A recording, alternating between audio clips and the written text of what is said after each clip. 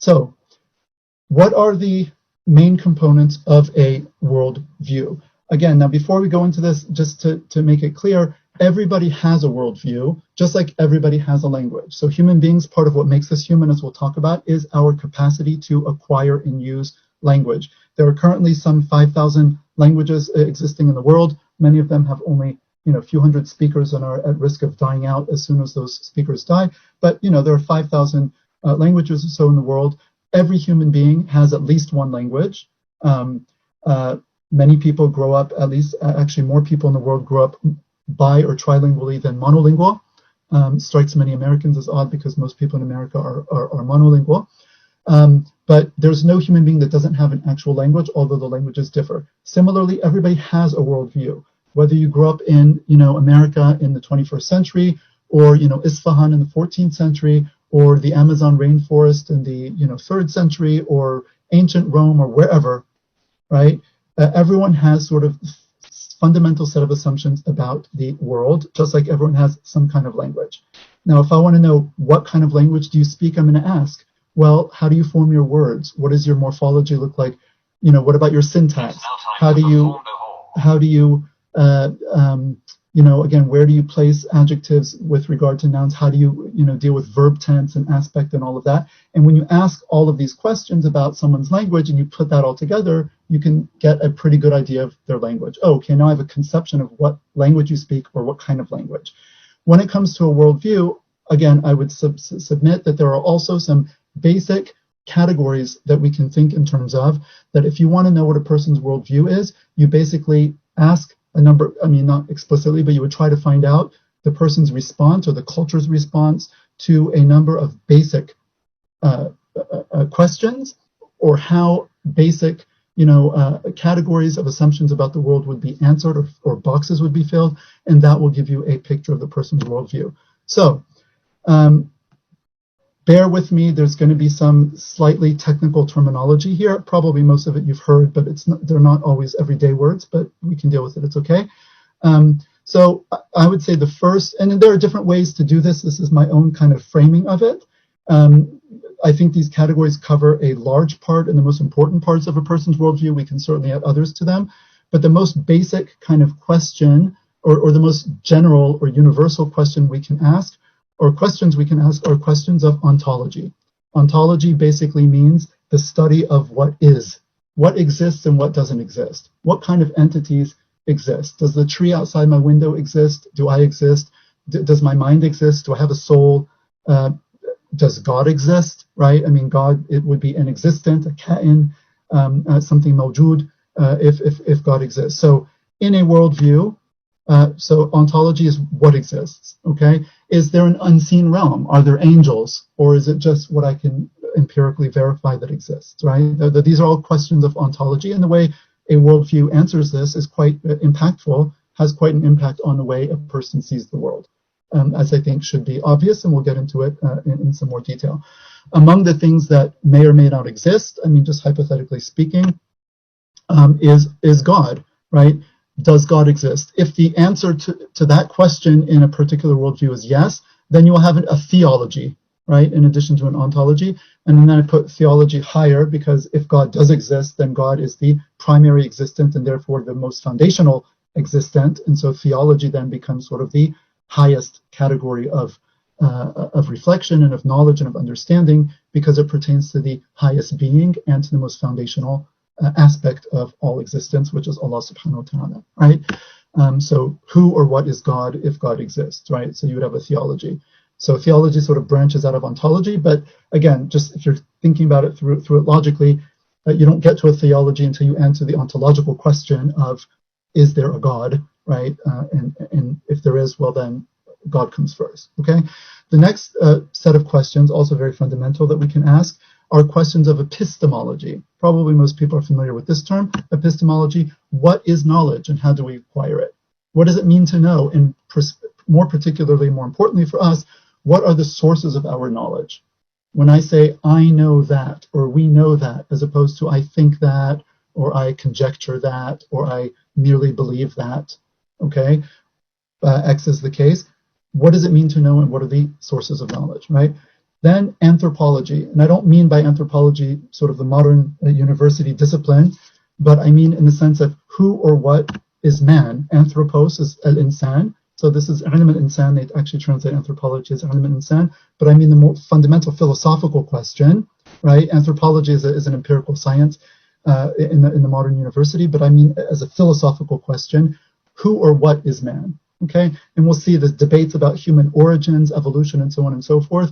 Many people just dive into this as if it were a purely scientific question, which is to concede so much ground to the materialistic view of the world, as we will come to see, that people don't understand that this is first and foremost a philosophical question, and the place of science in answering this question is going to depend on your philosophical answer to the question first and foremost, before getting out like DNA evidence and going through the fossil evidence and all of that. So anyway, anthropology.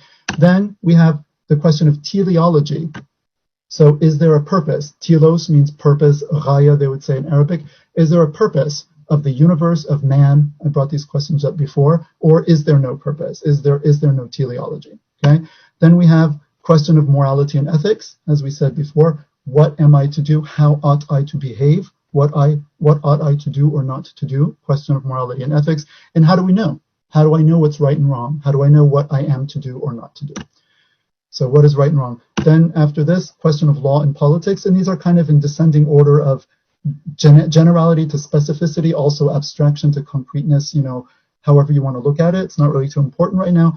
But then morality and ethics is also apply, based on your moral and ethical assumptions. You have questions of law and politics. What is valid law? Where does law come from? What is a good law that should be obeyed by, citizenry is kind of a modern term, but by the people living in a particular place, right? What laws are valid? And how do we know that? And then what kind of political system is sort of roughly ideal, knowing that we live in an imperfect world? What is sort of the best kind of, political arrangements we should come up with? And many people don't realize, right, that questions, especially many of the burning questions today, and that cause the most problems for Muslims, both in our interactions with others and in terms of our own sort of, again, fighting within ourselves, are really questions mostly of morality and ethics, and also of law and politics. And people don't realize that how we approach questions of morality and of law and politics is dependent on an underlying conception of morality and ethics, which itself is dependent on an underlying knowledge, underlying assumption of what kind of creature the human being is and what the human being's needs and interests are, which all is therefore dependent on a particular epistemology and an ontology. So all of these are interconnected. And it's a mistake, and I think it's a very grave mistake that many Muslims today are making when they start to deal with particularly these lower order questions. I mean, lower order not in the sense that they're less important, but in the sense that they are derivative from higher order assumptions about the world, right? Many people dive into morality, moral and ethical questions, and legal and political questions, and just argue about them on the surface without understanding that, again, the difference between one person's view and another really does go back to much more fundamental assumptions about, again, on these higher levels, ontology, either higher or like deeper lying, however you want to look at the metaphor, ontology, epistemology, anthropology, and so on. And you'll see why, hopefully, as we go on.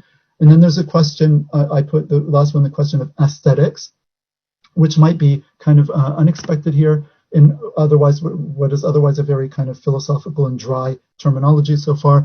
The question of what is beauty and what is beautiful. And I always say that you can actually tell a lot about a culture and about the worldview of a people or of a civilization by looking at what it regards as beautiful and therefore what it produces as art, right?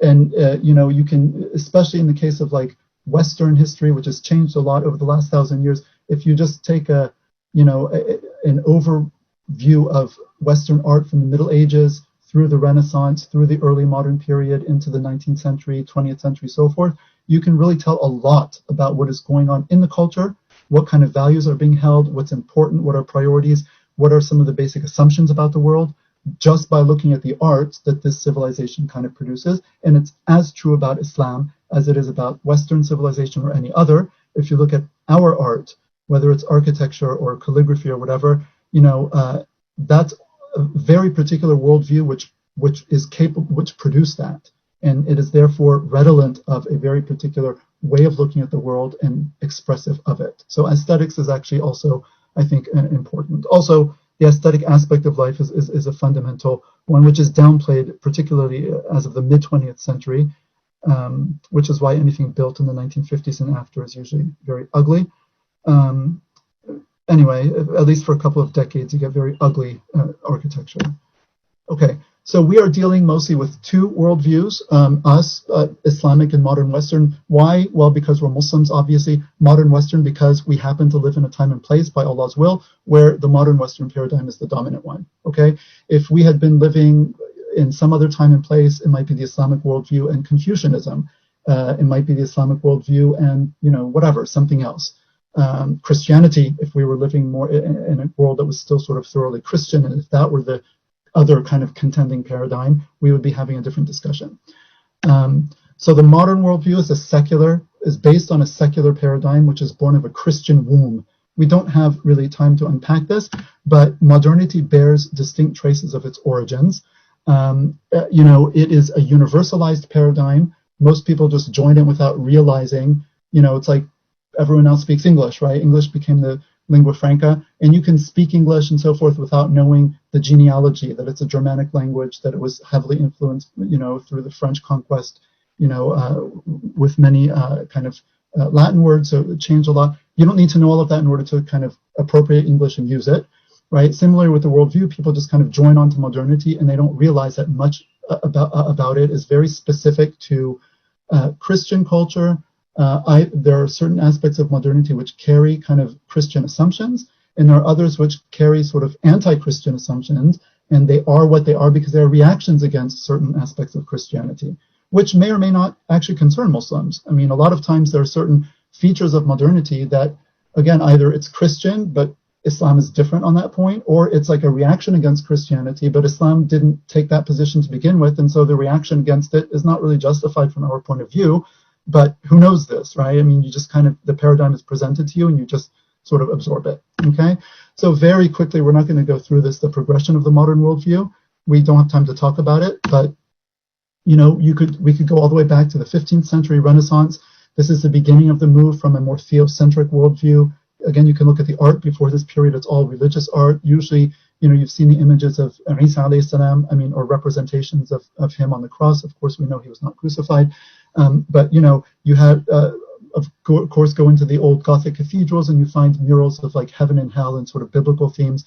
And once you get into the Renaissance, there's a revival of ancient Greek, which was a pagan, kind of monotheistic culture, right? A stress on the human. The human being now becomes the focus of attention. You can see Renaissance paintings with like people, of just people, and so forth. So there's a humanism that is resurrected at this time, which is very central to the modern view of the world, right? The humanism and the human centeredness, the anthropocentric, as opposed to theocentric nature of the modern world is very fundamental. And then we go to the Reformation. This is 16th century. Martin Luther revolting against the church. There are many, modernity is a Protestant phenomenon. It's not a Catholic phenomenon, right? Catholicism has actually, sort of struggled against many fundamental aspects of modernity ever since the beginning. It usually loses, but the whole notion, for example, one of Martin Luther's most salient notions is the priesthood of all believers, right? So throwing off the kind of corrupt leadership of the church, that institutional hierarchical ecclesiastical authority, he proclaims that every believer is his own priest, which we would agree with as Muslims in the sense that, okay, we don't go to a priest or an imam or something like that, sheikh, to confess our sins like you do in Christianity or Catholicism, right? You sin, you turn straight to Allah, you worship Allah directly. There's really no intermediary. There's no intermediary in your worship of Allah subhanahu wa ta'ala.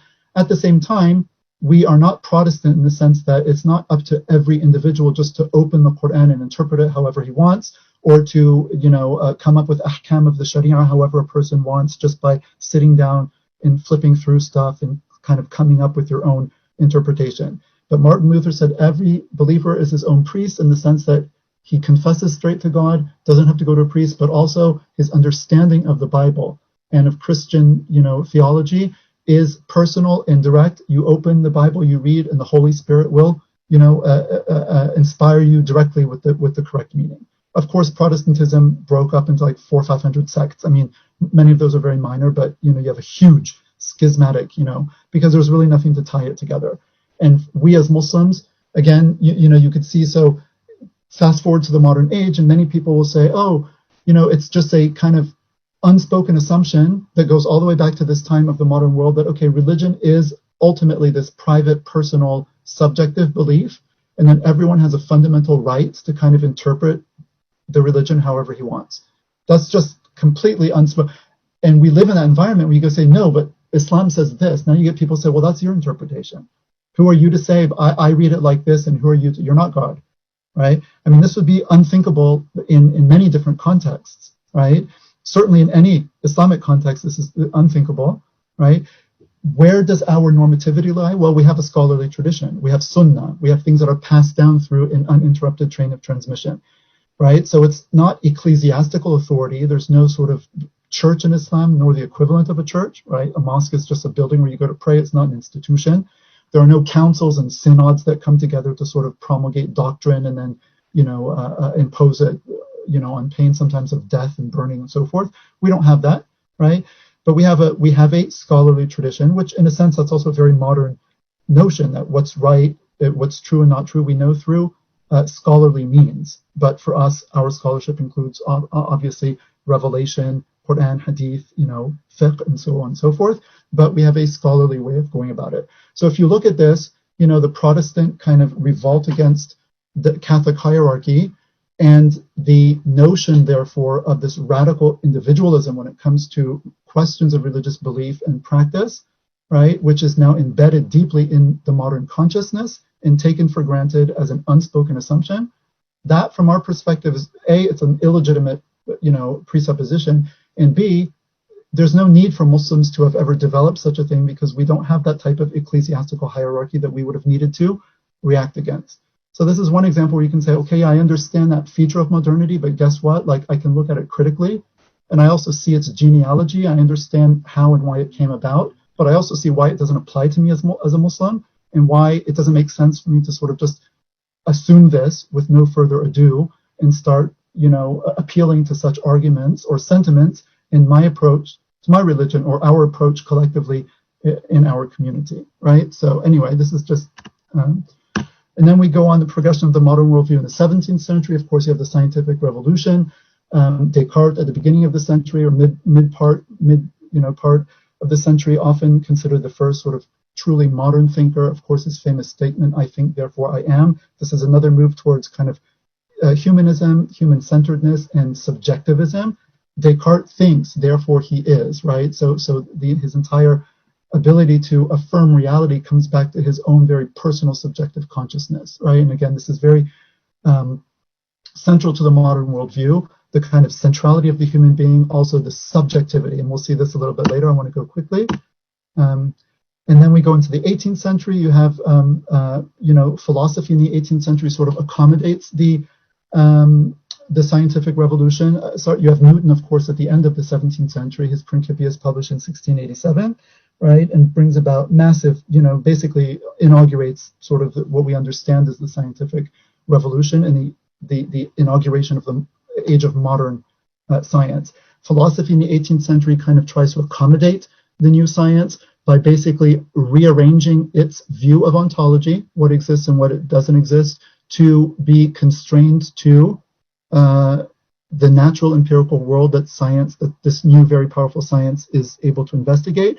And also epistemologically, it accommodates it by keying the question of what we can know to, again, the scientific method, and making knowledge basically a question of knowledge of the empirical world, with any knowledge claims going beyond that being relegated to the realm of subjectivity and belief and surmising, or rather than actual knowledge. And we'll see that, this is very critical and important for us as Muslims or any serious religious believer, That's the 18th century. 19th century, you have the progression of the modern worldview. This is the century of the secularization of the European mind. Of course, that's a gradual process, but it really comes to full fruition in the 19th century. Early in the 19th century, you cannot be hired to teach in a European university if you're an atheist. It was unthinkable. Who would hire such a person to teach people in a respected institution? In the middle of the century, you have, of course, Darwinism, which plays a large role in the secularization of the European mind. There are, again, a process that's already going on, and in a sense, Darwinism is partially a result of this process of kind of materialization and secularization of the mindset, but it also pushes like a give and take. Not a give and take, it's like, this sort of Darwinian interpretation of the world and of the data found and so forth is part of the scientific revolution and the shift in paradigm that brings about. But then also the thesis itself kind of further sort of seems to, for many people sociologically at the time, to justify and excuse atheism. And in fact, even Richard Dawkins doesn't need to be presented to you. You know who he is. Even he says before Darwin, you could not really be a intellectually satisfied atheist, because before Darwin, like, how could you really have explained the world without the way we know it, without appeal to some type of God, even if a deistic God of the 18th century, sort of, Deus ex machina, they said, ex machina, a God outside of the machine that he created, the world now viewed as a clock, basically clockwork, right? But there had to be some appeal. But after Darwin, it now becomes all of a sudden intellectually and socially respectable to be an atheist, because people can appeal to immanent processes which seem to have produced, what had been thought of the pinnacle of creation, which is man, through kind of blind, directionless material processes. And so by the end of the 19th century, of course, you have Nietzsche with this famous, very blasphemous statement about Allah subhanahu wa ta'ala, God is dead. We shouldn't even say it, but of course, Allahu huwa al-hayyul qayyum. Allah is the living and the ever-abiding, whereas Nietzsche is dead. So anyway, 20th century, you have the progression of the modern worldview, the century of high modernity, particularly up until about the 1960s. These buildings show very much the spirit of modernity, high, reaching upward, very, plain, majestic in a sense, but also very simple, glass and steel, cold, rational, not much warmth here. But, this is sort of very characteristic of the modern. And then late 20th century, early 21st, you get to postmodernity. And this is what postmodernity is all about. Everything melting into, sort of absurdity. What Zygmunt Bauman has called liquid modernity, right? This constantly shifting sands. There's nowhere to sort of stake your ground anymore. And as we see today, and this is a perfect image of, of the postmodern mind, where again, as Ustad Mubin will talk about tomorrow and particularly on Sunday in the session on gender, we can't even decide anymore what a man and a woman is. I mean, one of the most obvious things that has not baffled any previous culture is just everything's melting literally before our eyes, right? And when you see that, I mean, part of it is when you see the absurdity of it, it should reinforce your confidence in Islam, what Sheikh Abdul Hakim Murad calls as the rock of ages. He says Islam is the only rock of ages left, right, in this world of kind of melting liquid modernity and constantly shifting sands, right? And then the idea too is if you want to constantly change and modernize and adapt Islam to your circumstances, good luck, because every time you move, the goalposts are shifting. So you want to reinterpret this doctrine and that practice, okay, fine. 10 years later, you're going to be called to do it again on something else, and you're constantly jumping through hoops with no end in sight, because there are actually, as we'll see, there are no actual foundational principles here. The foundational principles have been cut off. The ontology has been shorn down. The epistemology has been shorn down. Everything's been flattened out in the modern worldview. And with no usul, with no roots, everything is left to scatter to the winds. As we know also from the Quran and the, the beautiful verse about أَلَمْ تَرَ كَيْفَ ضَرَبَ اللَّهُ مَثَلًا كَلِمَةً طَيِّبَةً كَشَجَرَةٍ طَيِّبَةٍ أَصْلُهَا ثَابِتٌ وَفَرْعُهَا فِي السَّمَاءِ. Everyone knows this verse. Have you not seen how Allah has struck a similitude, a goodly word, which is interpreted mostly as La ilaha illallah, the shahada, right? The affirmation of the fundamental reality is like a goodly tree whose root is firm and whose branches reach up into the heavens, right? تؤتي أكلها كل حين بإذن ربها. It gives its fruit or bears its fruit from time to time with the permission of its Lord. ويضرب الله الأمثال للناس لعلهم يتذكرون. Allah strikes similitudes or parables for people such that they might reflect. ومثل كلمة خبيثة, and the likeness of a bad word or an untrue word, right? A word of kufr, in disbelief, basically, is like, كشجرة خبيثة اجتثت من فوق الأرض ما لها من قرار, right? It has been uprooted from the earth. A tree's been uprooted, no roots. It's going to fall over, right? And it's just lying on the ground. اجتثت, it's been uprooted, and it's just lying there. ما لها من قرار, it has no stability. And this is exactly what modernity is, and postmodernity is that on steroids. No stability whatsoever, because there are no roots, there are no foundations. And once you understand why, modernity is the way it is, why it's constantly changing, and especially postmodernity makes the absurdity clear to everybody, right? Then you can say, okay, I'm not even going to play that game because I understand that this is sort of kaleidoscopic. You keep turning the kaleidoscope and you get a totally new picture every 10 years. There's no point in trying to play that game because there's no end in sight. And it's not a fixed worldview like, okay, you're dealing with Christianity, which has, for example, usul and foundations and this. And of course, muharrafa, we know it's been, changed. It's not the deen that Isa alayhi salam brought. Nevertheless, there are, stable principles over centuries. Their teachings on certain things. If we were living in a very Christian society like Ireland before, say 20 years ago, okay, we disagree on this and we agree on that, and you can make whatever sort of accommodations, not of course compromising the deen, but you sort of make whatever adjustments you need to make to get along well in that society, and you know what you're dealing with, and you don't have to jump through new hoops every 5 or 10 years, right? That would be a very different situation, but it's not the situation in which we find ourselves. Okay, so again, very quickly, the major components of a worldview: the ontology, what exists. This is a quiz for you. You can ask yourselves: theology, who or what is God; epistemology, what is knowledge and how do we acquire it; anthropology, who or what is man; teleology, it's a question of purpose; morality and ethics, what is right and wrong, ought and do and do not; law and politics, what is just law and the ideal political arrangement; aesthetics, what is beauty, what is beautiful. Okay, we are going to we are not going to talk about aesthetics because it just doesn't really fit into the program. And I will be talking about, in fact, I already have, but I'm going to wrap it up because I think the time is also running short. So today in my talk, we are covering mostly ontology, epistemology, and anthropology. And Ustad Mubin tomorrow will be covering morality and ethics and law and politics. And again, these are derivative of these sort of higher considerations or more, higher level considerations. And teleology kind of runs throughout, as we will see, it runs throughout the top 3 and also runs throughout the bottom 3 as well. Okay, so very briefly, because we're not going to talk about aesthetics and because this has been a very dry and philosophical presentation so far, I will just give you a couple of examples of Islam's answer to the question of aesthetics and its response to the notion that Allahu Jamilun yuhibbul jamal, Allah is beautiful and loves beauty. And the next slide is supposed to be a surprise, but you've already seen it. So this is Islam's answer to the question of what is beauty. This is also, I'm sorry, that's not a very clear image. This is the Sultan Ahmed Mosque in Istanbul, the first, of course, of the Taj Mahal, right?